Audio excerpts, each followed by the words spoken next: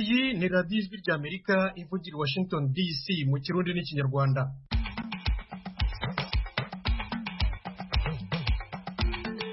Nshuti banywanyi mwabonye Imana ikingura. Radiyo ijwi ry'Amerika yumvikanira ku mirongo migufi mu Burundi kuri metero 19 na metero 22, mu Rwanda ni kuri FM 104 n'ibice bitatu.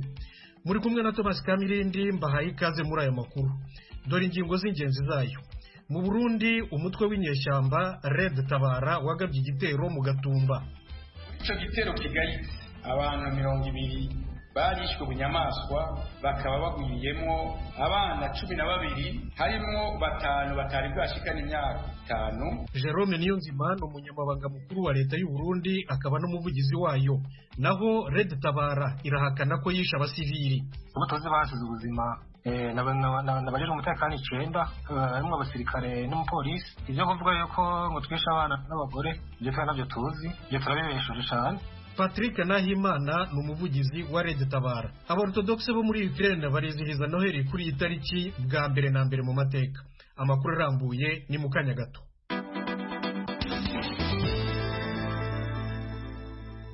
Duhere muri Repubulika ya Demokarasi ya Kongo aho Moise Katumbi avuga ko amatora y'umukuru w'igihugu akwiye guseswa vuba na vuba. Itangazo yashyize ahagaragara, Katumbi avuga ko na komisiyo y'igihugu y'amatora CENI igomba kwegura kuko nayo ifite uruhare mu mugambi wo kwiba amajwi nk'uko abyivugira ubwe.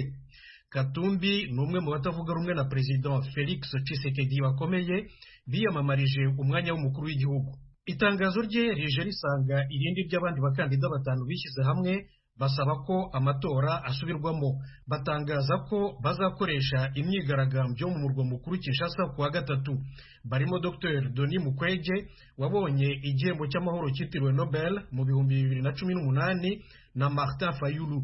Uyu mwuka mubi uteye impungenge amahanga, bityo ambasade z'ibihugu 13 i Kinshasa zanditse itangazo rimwe zisaba abanyapolitiki n'abayoboke babo gucubya amahane. Zirimo Ubudage, Ubufaransa na Canada. Leta Zunze Ubumwe za Amerika nayo yabisabye ku giti cyayo kuwa gatanu. CENI iragenda itangaza buhoro buhoro amajwi y'agateganyo. Irateganya ko izashyira ahabona yose hamwe byibura ku itariki ya 31 y'uku kwezi. Muri Ukraine abakristo ba Kiliziya Orthodox bijihije bwa mbere na mbere umunsi mukuru wa Noheli kuri iyi tariki ya 25 y'ukwa 12, imaze rero kwitandukanya burundu na Kiliziya Orthodox y'Uburusiya. Ubusanzwe Kiliziya zombi muri Ukraine no mu Burusiya zizihizaga Noheli ku itariki ya 7 y'ukwezi kwa mbere buri mwaka. Kimwe no mu bindi bihugu byo mu burasirazuba bw'Uburayi, Kiliziya Orthodox zikurikiza kalendari yitiriwe Yuli, aho Noheli ihurirana n'itariki ya 7 y'ukwa mbere. Naho abandi bakristo bo kwisi nyine nk'uko mubizi bakurikiza kalendari yitiriwe Gregori, bawizihiza rero ku itariki ya 25 y'ukwa 12. Kiliziya Orthodox ya Ukraine yitandukanyije n'iy'Uburusiya bukimara kwigarurira intara ya Crimea mu 2014. Ariko ni mu kwezi kwa 7 gushize Perezida wa Ukraine Volodymyr Zelensky yashyize umukono ku itegeko rihindura umunsi wa Noheli, riwukura ku itariki ya 7 y'ukwa mbere riwushyira rero ku itariki ya 25 y'ukwa 12 mu rwego rwo kwitandukanya burundu n'umurage w'Uburusiya. Ni imwe mu ngaruka z'intambara Uburusiya bwagabye kuri Ukraine. Mukomeje kumva radiyo ijwi ry'Amerika ivugira Washington DC mu Kirundi n'Ikinyarwanda. Ni mujye no kuri wa/radio yacu voa.com mukurikire aya makuru. Naho kuri Facebook na YouTube ni kuri VOA radio yacu.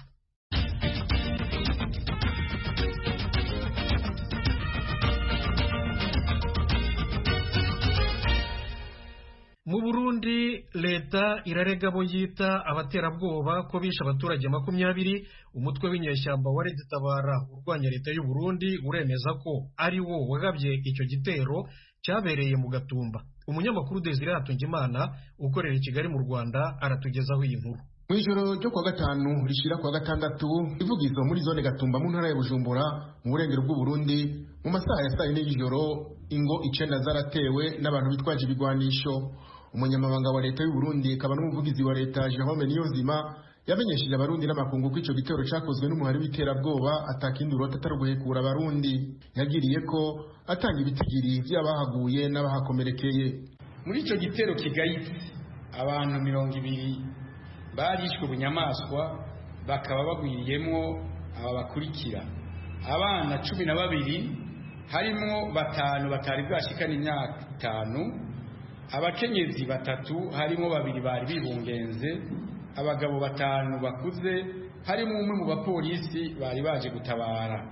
Abantu 9 bakomerekeye muri ubwo bwicanyi butagira izina baranyarukanywe kwa muganga, amagara yabo akaba atabangamiwe cyane. Umuhari Tabara ugwanya leta y'u Burundi uremanga ko ari wakoze ico gitero cabereye ahivugizo. Patrick Nahimana avugira uwo muhari wahisemo gufata ibigwanisho ngo ugondoze leta y'u Burundi iganira batavuga rumwe, nkuko yabimenyesheje Ijwi rya Amerika, ngo kubona babita umuhari w'iterabwoba ngo nta gitangaza kirimwo. Uko leta itwita, leta n'umwansi duhanganye nawo, batwita amazina atandukanye. Aratwita twita abana b'igihugu, aratwita twita abicanyi, aratwita twita abantu b'iterabwoba. Ivyo nitwe bihagarara ko cane kuko leta y'u Burundi ya CNDD-FDD igira imvugo nyinshi. Umuvugizi wa Tabara amenyesha ko ivyo leta y'u Burundi ibagiriza ko bateye abasivili ari kinyoma. Ati mu ntambara abasivili bashobora kuhagwa, ariko ngo umwansi wabo n'abasirikare n'abapolisi b'u Burundi bayoboka leta ya CNDD-FDD. Amenyesha ko intambara yamaze isaha irenga itari kiragwanwa n'abasivili. Twabwiye ko twafashe inko imwe mu bwoko bwa FM Kalashnikov, twafatana na karashi zo bita AK-47 zibiri n'amasasu yandi n'ibindi bikoresho. Ivyo rero turi tuti byari biri mu banyagihugu. Ibyo sivyo. Twebwe abo twagwanye n'abajeje umutekano w'igihugu cy'u Burundi, abo tuzi basize ubuzima n'abajeje umutekano 9 harimo abasirikare n'umupolisi. Ivyo kuvuga yuko ngo twisha abana n'abagore, ibyo twe navyo tuzi, ibyo turabibesheje cyane, kuko intambara zabaye zari intambara zikomeye, zarimo amasasu menshi n'amabombe, byoshika hakaba harimo abanyagihugu baba barasinzikariye birashoboka. Muri kino gihe c'impera y'umwaka, umuvugizi wa leta y'u Burundi asaba abarundi gufatana mu nda bakabungabunga umutekano, umwansi bakamugwaniriza hamwe. Leta y'u Burundi irongeye kwemeza ko ibanane gutsimbataza amahoro n'umutekano, ikabisaba amakomite y'umutekano kurikanura kuruta na cane cyane muri kino gihe cy'iminsi mikuru isozera umwaka, mu ntumbero yo gukinga no gutuza ibikorwa vy'iterabwoba atakindi biba bigamije atari gusubiza abarundi mu marira. Patrick Nahimana amenyesha ko ibitero bigiye kubandanya gushika leta igondojwe ikemera ko baganira nabo batavuga rumwe ku bibazo bihanze Burundi vyiganjemwo ikumirwa ry'abarundi batari mu mugambwe CNDD-FDD. Yamenyesheje Ijwi rya Amerika ko abasirikare babo bahagaze neza mu birindiro vyabo mu Burundi, kandi ko biteguye kwereka leta ko atari umuhari w'iterabwoba, ahubwo ko ari abarundi bashaka ineza y'igihugu. Desire Atungimana, Kigali, Ijwi rya Amerika. Desire urakoze. Hagati aho tukiri mu Burundi, nyuma y'iminsi 45 urumuri rw'amahoro rutangiye kuzenguruka mu makomine yose, rwashoje urugendo mu ijoro ryo kuwa kabiri rishyira kuwa gatatu muri iki cyumweru. Ni inkuru Ijwi rya Amerika yabateguriye ifatanyije n'abanywanyi bayo mu Burundi, turayigezwaho na Thierry Ndayishimiye ukorera i Kigali mu Rwanda. Uno munsi n'Uburundi bw'amahoro, Uburundi buharanira agateka na muntu. Uwo n'umukuru w'igihugu c'u Burundi gihe hariko harasozegwa urugendo rw'urumuri rw'amahoro ku kibuga citiriwe Petero Nkurunziza mu ijoro ryo kuri uwa 19 Kigarama. Muri ico kibuga kiri ku birometero 8 uvuye ku mugwa mukuru wa Makamba Igisenyi, abantu bari bakubise harazima, abavuye mu zindi ntara n'abanyamakamba bari bambaye imyambaro yera. Ivyo birori byaranzwe n'intambo hamwe n'indirimbo z'abaririmbyi bakomeye bo mu Burundi, bikaba byagiye kurangira isaha 4 z'ijoro. Hari haheze rero iminsi 45 urumuri rw'amahoro rutanguye urugendo rwago rugira 17 mu makomine yose agize Uburundi. Urugendo rukaba rwatanguriye muri komine ya Muyinga itariki 4 z'uku kwezi. Urumuri rw'amahoro nakajyo ko guhuriza abantu mu bikorwa rusange by'iterambere, mbere intwara rumuri zigatanga n'imfashanyo zitandukanye muri ivyo bikorwa, cyane cyane mu nyubako z'amasomero, amavuriro, gutera ibiti n'ibindi n'ibindi bikorwa. Uwo mwaka urumuri rw'amahoro rwazungurutse amakomine yose agize Uburundi uko ari 118. Ibirori byahuriranye n'ihimbazwa ry'umunsi mpuzamakungu w'agateka ka muntu uwahariwe amahoro no gusozera isekeza ry'imisi 16 yo kurwanya amabi akorerwa abakenyezi. Umushikiranganje mu byejejwe harimo agateka ka muntu mu ijambo ryiwe yamenyesheje ko amahoro agateka ka muntu byifashe neza mu Burundi, ariko ntawoshira agati mu ryinyo no kubandanya bayavomera kujya ku ruyuzi nk'uko byashikirijwe na Imelda Sabushimike ajejwe ubushikiranganje bwo gufatana mu nda n'agateka ka muntu. Nayo mukuru w'igihugu yamenyesheje ko mu Burundi amahoro n'agateka ka muntu bitakira gaseseshwa rumuri. Atubusi muri ca gihe indongozi arizo zahungabanya agateka kabo barongoye. Evariste Ndayishimiye ati ntawe ugihoga kugene yaremwe. Duhimbaje umunsi ata murundi numwe agihora uwundi murundi amuhora ubwoko amuhora intara canke amuhora n'igitsina canke amuhora ukwemera kwiwe canke amuhora ingene Imana yamuremye. Duhiriwe duhishije igihugu cacu, ni igihugu kuva kera na rindi cari igihugu c'abantu banywanye, abantu bubahiriza agateka kazina muntu. Umukuru w'igihugu c'u Burundi yaranasavye intwararumuri gushikana ubutumwa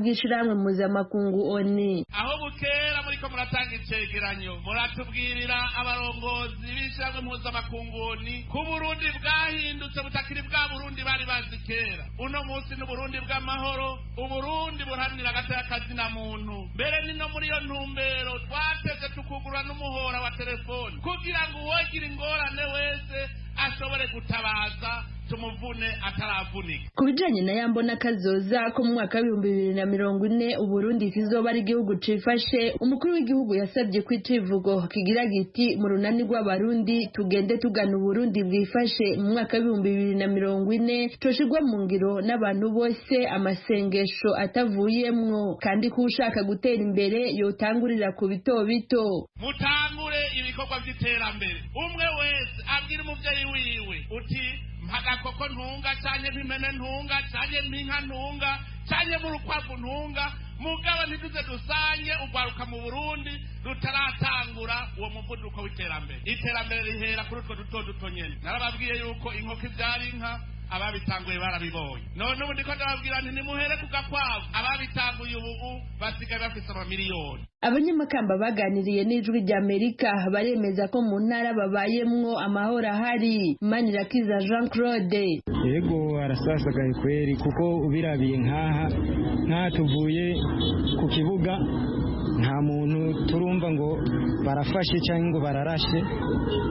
Biraboneka yuko amahoro yameze neza, tangorane n'imwe. Mugenzi we Hafashimana Aimable ijwi ry'Amerika ryaramubajije riti mbega ubona bishoboka ko Burundi kizoba igihugu cifashe mu mwaka 2040? Nawe ati yego kubwanje birashoboka, kuko nyakubahwa umukuru w'igihugu ijya mbere yarahimirije ko kira muntu wese naho yoba adafise inka yo kumatungura kwabo, kandi abantu benshi umugambi barawitabiriye barawukora, kandi umugambi ni mwiza, niyo mpamvu n'ico gihe bizokunda. Ariko rero amashirahamwe atandukanye si kwabibona. Faustin Ndikumana arongoye Parsem abona ko igihe mu Burundi batazoba barashiraho ubushikiranganje butegura imigambi ya leta, iryo hangiro rizogorana gushikako. Tugasaba kandi yuko ministeri ya planification ko yosubiraho nyimba yo manima ministeriere yoba tagira ikizoba, dusavye kumugaragara yuko ministeri ya planification muri Burundi igaruka ikureho amaproje yaduka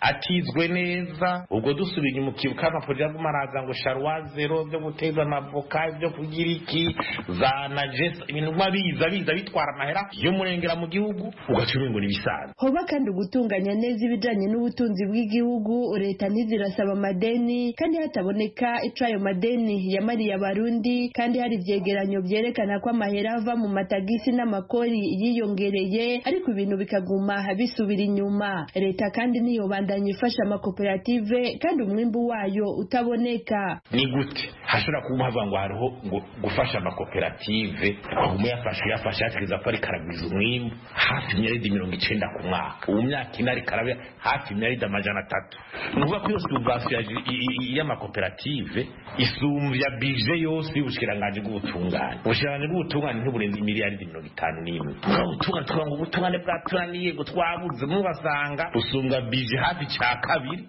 no kuvuga ngo mahera ngo agiye mu y'amakoperative tabura na evaluation yabo. Ndikumana Faustin asaba leta ko yoha uburyo bukwiye sentare ijeje gukurikirana abagiye bibiturire abasesagura n'abanyonora amatungo ya leta kandi bagahanwa. Gabriel Rufyiri nawe ati kamwana wa mama gahere kandi urugero rw'ivyo Burundi bushora mu mahanga byongerezwe.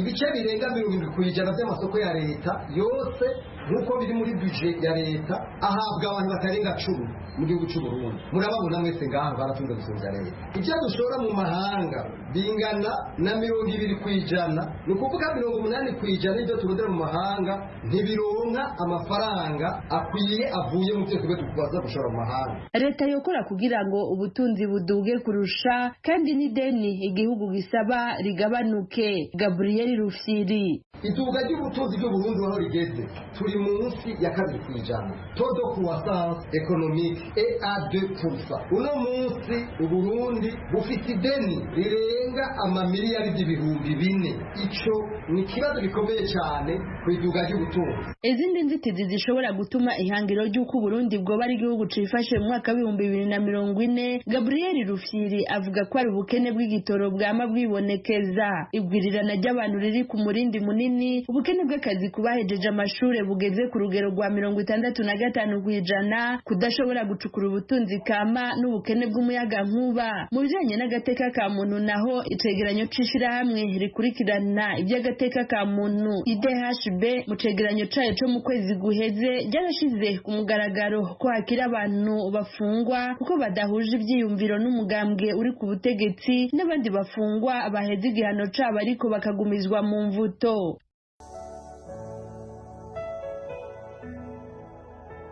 Igihe warigeze wezaho wakura muganga gakondo nyawe wijya kure kuzana igisubizo kirambye. Hano tuvura amarozi y'ubwoko bwose, tugaruza ibyibwe, dutanga umuti uvura inyatsi, dufite umuti uzana igikundiro, umuti wirukana ibisambo, ndetse tuvura n'amahumane. Si ibyo gusa kandi duhumanura ibibanza, dutanga ubutunzi, dutanga viza, tuvura igifu, tuvura impyiko, dutanga umuti wo guca imyeyo, ndetse dufasha abagore n'abakobwa bakunze kubura cyangwa se babuze imihango. Dutanga uruhereko, dufite umuti wo kweza umurima, turatsirika. Ikindi kandi mu gihe wibwe si ngombwa gusiragira, iyo tubikoze naho waba uri hose. Hano tubafitiye umuti mwiza cyane ku bakobwa cyangwa abadamu bacikanwe no guca imyeyo, turabafasha. Dufite n'umuti w'amavangingo bigendana, mugabo akishima ubuzima bugakomeza mukenjoyinga neza cyane yuko urugo rw'umugore n'umugabo bubakirwa mu buriri. Vugisha Mugabe cyangwa nikiri kuri WhatsApp kuri iyi nimero 0798824243. Uzongere guhangayika ufite iyi nimero. Ukomeje kumva Radio Ijwi ry'Amerika ivugira Washington DC mu Kirundi n'Ikinyarwanda. Abakristo b'isi yose baritegura umunsi mukuru wa Noheli ejo kuwa mbere. Banywanyi bacu tubifurije ko uzababera mwiza kandi uzababera uw'ibyishimo. Maze rero dushimire cyane mu izina ry'Ijwi ry'Amerika mwe mwese batumirwa mwadufashije mu biganiro byacu muri uyu mwaka wose, mwitanze mutizigama, muduha umwanya wanyu ku buntu, murakarama. Abanyamakuru b'Ijwi ry'Amerika namwe mwese mu Rwanda, muri Repubulika ya Demokarasi ya Kongo, Uganda, Tanzania, banywanyi b'Ijwi ry'Amerika mu Burundi mudufasha kubona amakuru yaho, mwe mwese Noheli nziza. Banywanyi bacu kandi ejo kuri Noheli ikiganiro muri Isanga tuzagiharira kwifurizanya Noheli nziza ku banyu n'abakunzi banyu. Kuwa kabiri nabwo mugenzi wacu Diane Ninazwe azatumira abana muri studio.